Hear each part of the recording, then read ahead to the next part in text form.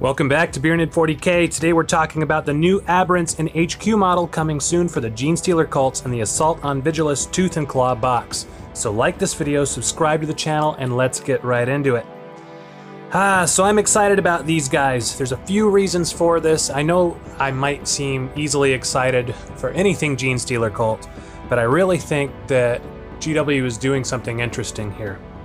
So for me, in 8th edition, Aberrants have struggled for a few reasons.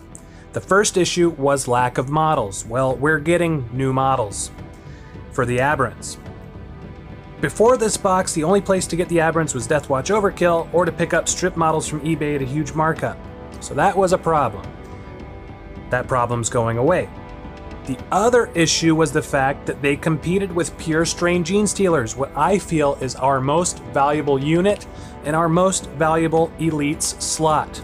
So, which meant that Aberrants just didn't have a place in many cult lists, especially for being an army thought of as lower tier, as something that was struggling to begin with, where we had to bring our strongest game every time and reserve especially the elite slot to be used for the pure strain Genestealers. Now this box might just be changing some things, and it has me a little bit excited for the versatility that might be coming to the Genestealer cult lists. So first, the new thing here is the fact that we have what looks to be an Aberrant HQ.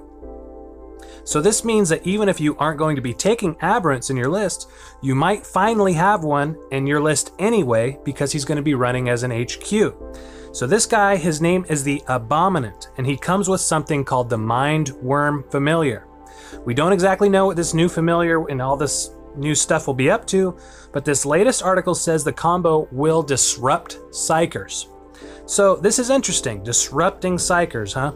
So the fluff released for the pair says that they are gifted with some kind of special sauce from the cult patriarch.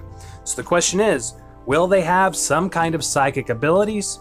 Or is this mainly just a debuff to enemy psychers, which is still a huge thing in 8th edition?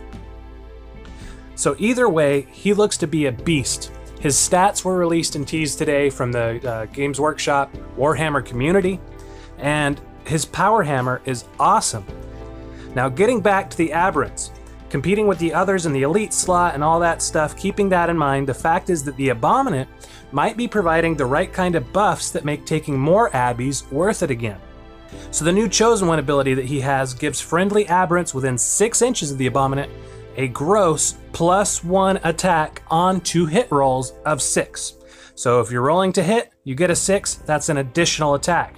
And interestingly, new rules for the pick show that we might just be getting at least one change in our codex when it finally comes. So the pick, which a lot of people were leaving off on the Aberrants that they were taking, now has some really interesting changes to it. So what's happening now is that each attack made with a power pick allows you to make an attack with the model's rending claws for free. So think about that. Suddenly these monsters are hitting with double the amount of attacks. So that's looking really good, and it'll be interesting to see if these types of buffs and slight rules changes mean that more cultists start running Aberrants on the tabletops of Terra in the future. But I'd love to know what you think. Are these changes what the Aberrants needed to make it into more competitive lists? Will you be adding an Abominant or more Aberrants to your lists? Let me know in the comments below, and as always, thank you for watching Aberrant 40K. I'll talk to you again soon, next time.